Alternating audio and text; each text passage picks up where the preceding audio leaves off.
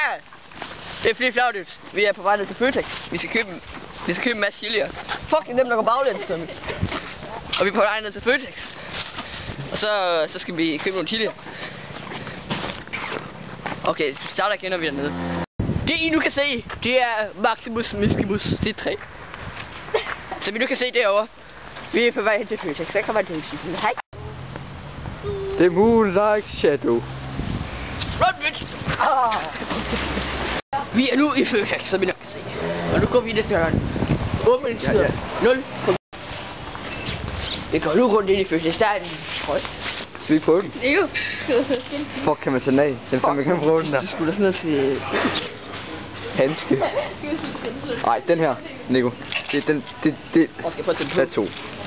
Eller 3. Der er 3. Skal vi ikke have sådan en? Jo, det er sgu der. Nico. Hvad er det? Nico, skal du ikke slå skiltet igen? Jeg skal slå skiltet igen. Nico, nu tror jeg lige... Nej, det er ikke sådan. Ja, sgu den vej. Det er ikke sådan, det er boldevenligt, det her. Okay, når vi finder chilierne, så starter vi igen. Servietter. Kun tag 2 for 39. 37. 37. 19. Vi betaler bare 39. Ja. We don't care. Det er fordi vi er YouTuber. Lysovsservietter. Hvad fanden er det her? Det er en ske. Jamen, der er jo ikke, man kan jo ikke spise min, den her ske. Den går jo ikke nedad. Ja, men du skal se sådan noget. Fuck, jeg har meget jord under foden, mand. Prøv Det, kan vi bekræfte det? Det kan vi godt bekræfte. Det er en pingvin.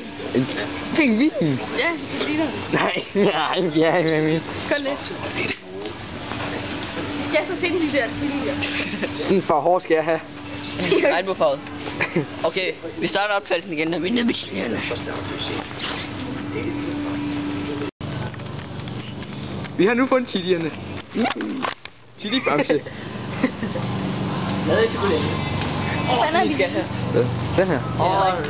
Jeg skal have 2. Jeg tror ikke, det er her. Nej, det skal ikke. Skal vi ikke have noget øl? Bare ikke Skal vi have noget mælk? Vi skal ikke have noget mælk. Det var så det der. Det var ikke meningen. Vi skal ikke have noget mælk. Skal vi ikke have noget Nu mælk? går vi bare tilbage. Okay, nu skal vi sige bedre til chilierne. Vi skal prøve at finde chilierne. Filmer du det? Nej, det gør jeg ikke. Det gør jeg i hvert fald ikke. Så vi skal have noget sådan. Vi er nu gået ind i frugt. Er det chili? Nej, det er Er det rød peber? Nu man kan købe fra løg og så et ordentligt skyde og gulerod. Er det chili? Nej, det er ikke chili, det er det. Hvad fanden er en peber? Jeg har jo ikke haft en peber i den butik her. Det er Er det chili? Nej. Jeg tror også, at chili er en grøntsag. Nej, jeg tror heller ikke, chili er en grøntsag. Det er lidt til. Kartofler. Ja, vi skal have en kartoffel. Og der er så en for 12 kroner. Løb for mig, kom til det. Det er luffe. Hvad er der chili hen? Skal vi spørge ham, hvor der er chili hen? Ja, okay. Nej. Så spiller man til godt. Vi vinder, de kan godt finde ingen problemer. Ja, det er helt sikkert i købet. 2 pakker chili til os. Suppe, det der, ikke? Fuck, det var jeg meget til suppe. Du kan ikke købe suppe, det er jo ikke føde, det der. Filmer du? Det er sådan en klods, ja. Nå, okay, vi har så fundet. Okay, vi holder lige en lille pause, sådan. Så vender vi tilbage.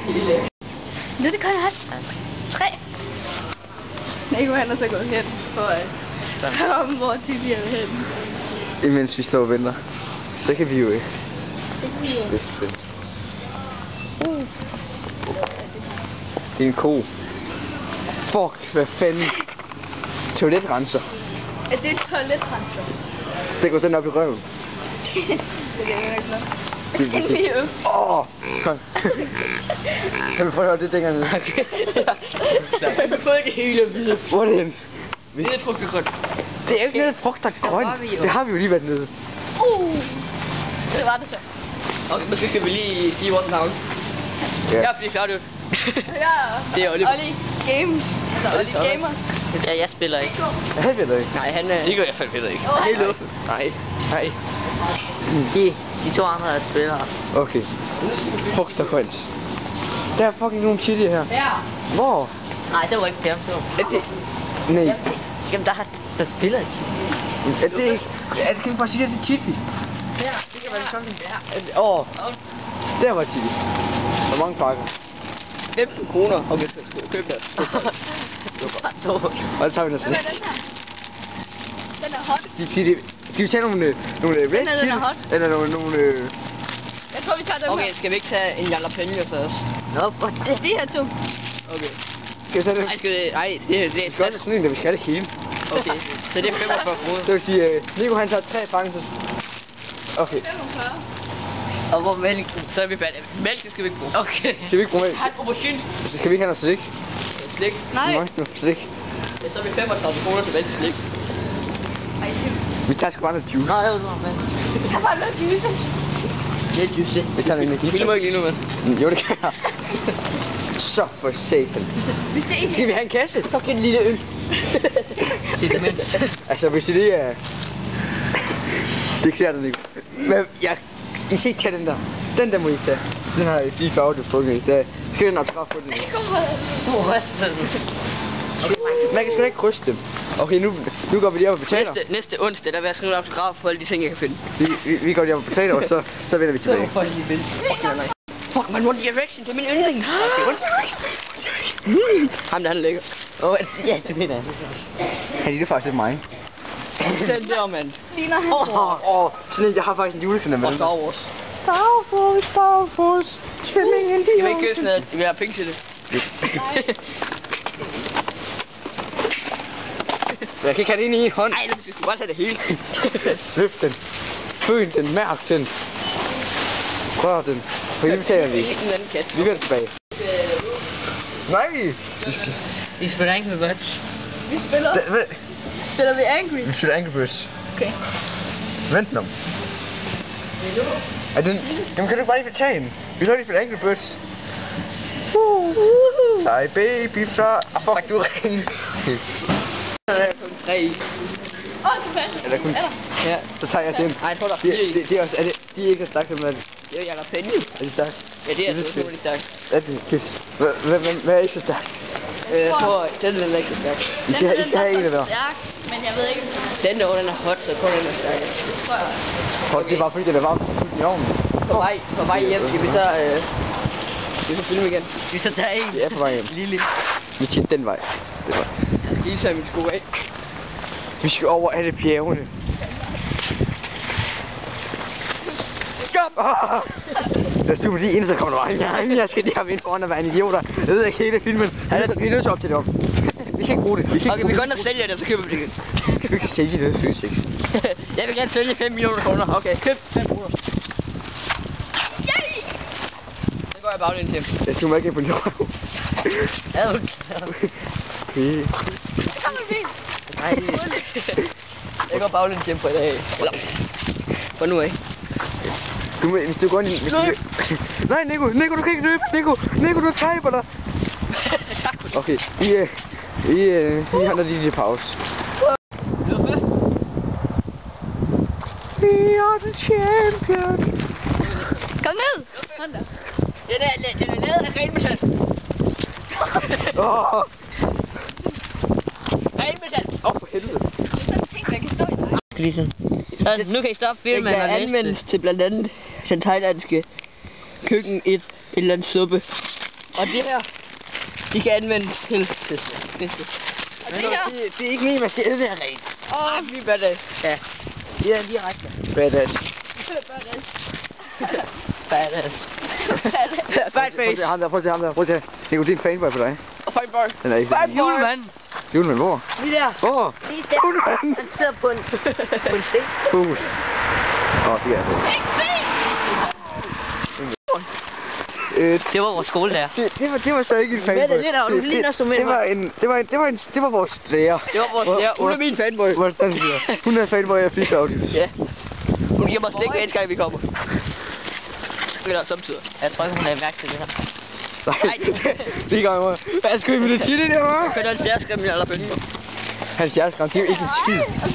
70 gram, det kan vi tage i en mundfuld. Nico, du har fandme mange af dine fanboys. Fuck, der er mange. Det bliver 18. Fanboy.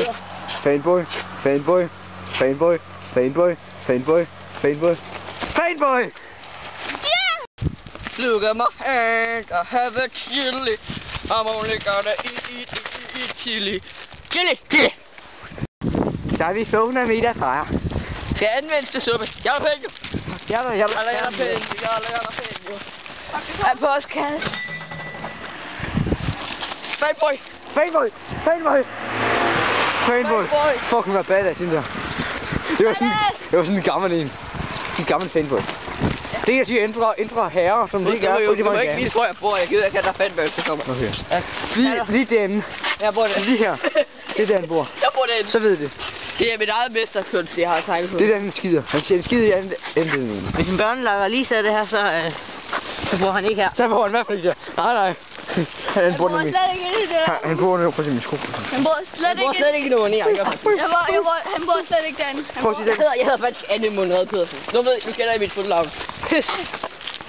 Ej, vi siger ikke hans navn. Der er ingen, der kender det. Nej, jeg hedder Fli Fjørke. Nej, det er klart. I skal ikke se på Fuck, jeg der kan- var cute. Nej. Det er hans gamle kanal, som jeg kan. What the fuck, går du? Ja, så er filmen på min fødder. Min mave. Ja, det er måske spændende. Okay, vi er næsten, så Ja, lige... vent til vi kommer ind. Vi skal vente så her. Ja, og så går vi over. Her. Okay, men vi starter, når vi er derhen. Så du billedet? Fuck, det er lidt mørkt herinde. Ja, der er lidt mørkt. Vi tænder noget lys. Nej, altså ikke. Gør man det her? Jamen kom. Altså, du skal ikke se mit hus, hvor du kan ikke se alt det her her skide. Jeg tager det lige, så filmer min mave. Vi vender tilbage lige om lidt. Der er kun 10 herinde. Okay, så er vi ved at være her. Ja, så kommer vi så. Vi skal ikke bare lade sig om giften og lade sig. Så der er lidt sådan en ting. Så er vi at filme. Der er mange, jeg ved. Det var de allerede. Og så en af dem her. Føles de som er... De føles allerede godt. Skal vi ikke tage to og Skal vi ikke gå udenfor i stedet? Thor, hvad er Ja, det? alle man kommer Kan ind. vi ikke, Nico? Skal vi ikke gå udenfor? Nej. Skal vi ikke gå udenfor? Vi gør det udenfor. Okay, vi tager taget med kaffen nu. Okay. Så smid det der ud, smid det. Skal vi bare hele tallerkenen på? Fuck, den her, den æder jeg altså ikke. Vi tager bare. Det er du ikke en klum. Okay, så kan du ikke vinde. Så er der kun Tommy og Nikolaj i fight. Oh my god, okay. Og planen er den her, det er, vi skal... De to der, det er en fight. Nej, jeg havde ikke også været med, men jeg fik æde den slamme i. Okay, men der er et bord udenfor, så vi kan bare... Okay, det er et bord, så. Tag noget drik med, Nico. Ja, smid noget. Jeg vil sådan noget drik med. Hvad for noget? Se. Det der er en elefant. Den hedder Bente. Det der er Thomas' penis. Nico. Og vi starter lige om lidt. Hvorfor skal vi bruge? Der er en bums. Hej. Nej, så. Så er vi klar. Så er vi klar. Så er vi klar. Ja, vi skal... Okay. Okay. Så er det.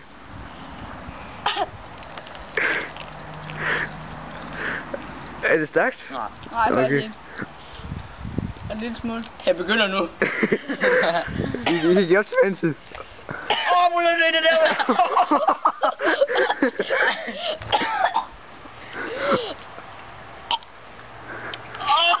Okay. Okay. Jeg skal nu væk. Jeg er godt for kinde på færdig.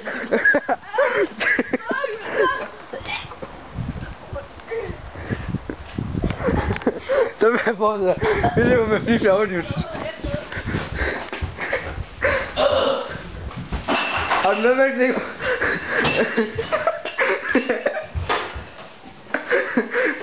Hvad med mig, Nico? Tag noget selv.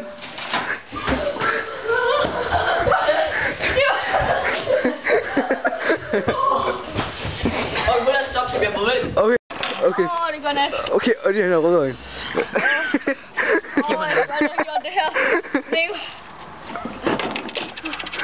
For helvede, fuck ja! Olli. Man kan stadig mærke det. Og vi skal bare ned og købe chili. Hvorfor var det også, I startede med den stærkeste? Hold kæft. Og det giver op. Og det kan også den her mælk. Vi starter om lidt. Så er der gået omkring 1 minut. Og de er stadigvæk ikke kommet sig rundt den første. Jeg ryster. Olli er ikke engang færdig med sin første. Det er ikke fordi det sådan lykkes specielt godt det her. Nico har startet på den anden. Nico ligger altså i front. Vi er næsten... Okay, jeg tror bare vi stopper her. Ja, det tror jeg. Vi kan ikke gøre en skid. Jo, vi kan. Jeg kan æde en til. Okay, tager du lige den der? Kom så. Det bliver til min video, det der. Stop den. Tommys video. Kom. Stop. Nej, jeg har ikke stoppet. Tommys video, kom så. Kom. Tommy gør det. Han tager det fandme. Han er en mand. Han er en rigtig mand. Og jeg fryser bare herude. Jeg ryster, jeg kigger på det. Ikke fordi det er 50 minusgrader, men... jeg skal tage noget trøje på. Så er det godt, Tommy. Jo, Tommy han er næste, der ikke knækker. Skal jeg også tage en? Ja. Nej, det kan jeg ikke. Hvad fanden skal vi bruge de chili her til så? Vi laver en giveaway. Chili. Okay, vi skal aldrig købe Du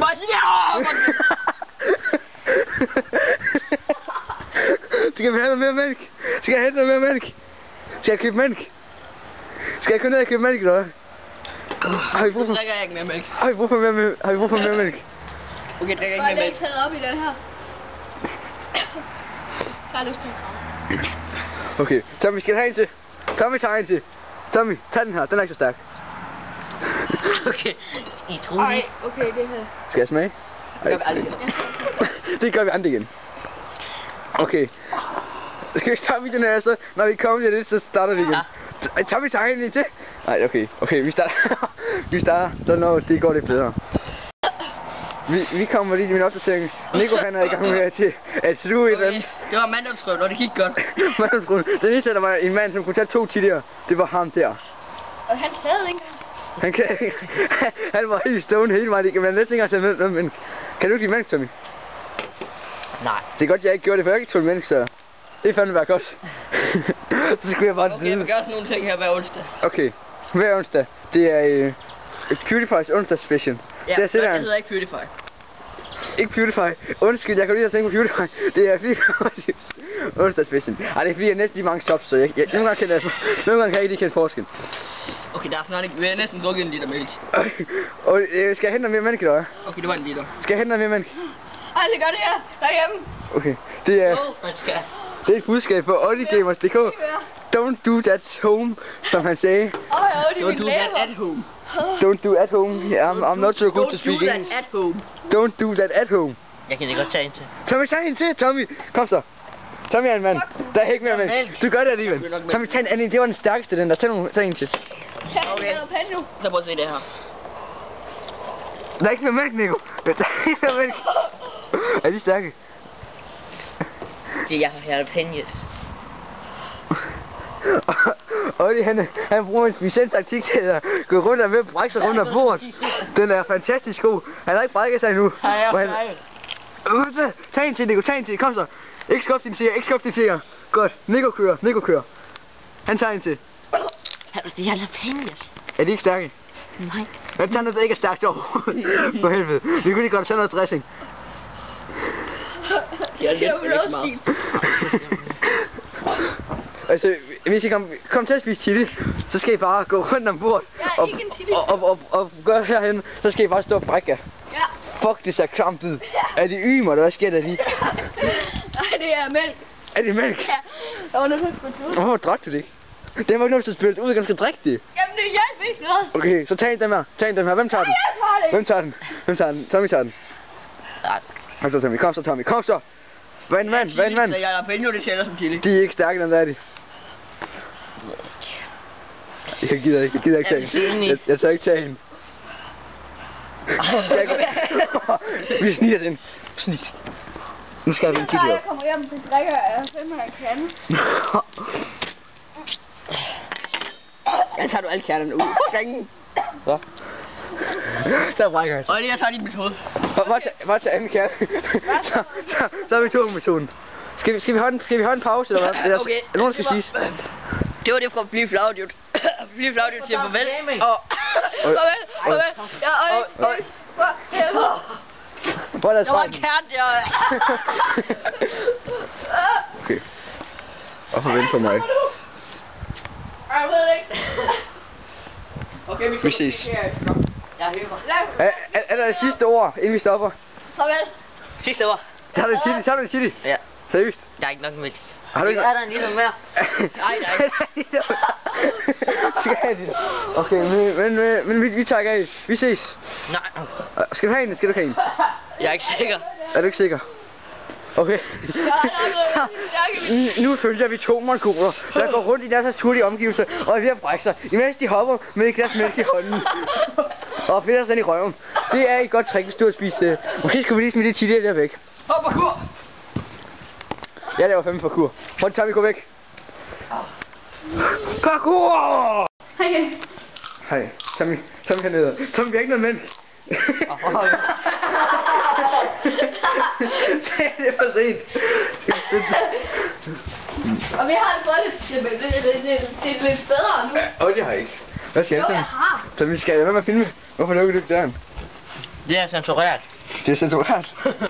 Okay, han brækker sig lige. Jeg skal okay, se. men, Jeg skal se. men vi, Jeg skal se det, kan jeg godt. men vi vil svært blive enige om, at vi går ned og køber noget stik. Sådan vi ikke får den smag. Og så spiser jeg så også stik, fordi jeg er ved kameramand.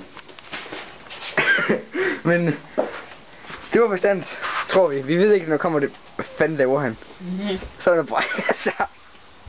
Nå ja, det skal måske lige vise. Prøv ikke komme med. Så er vi så kommet ned i Føtex igen. Efter de... Oddi han har det pænt dårligt. Tommy han står Petersen på røven. Og Nico snakker om, at han vil spise en kilos fisker. Ja. Så det er sådan normalt. Ja, jeg troede vi sagde farvel. Men det gør vi også. Så okay, jeg tror den her video den bliver lige lidt for lang. Det bliver lige lidt lang. Det bliver lige lidt lang. Men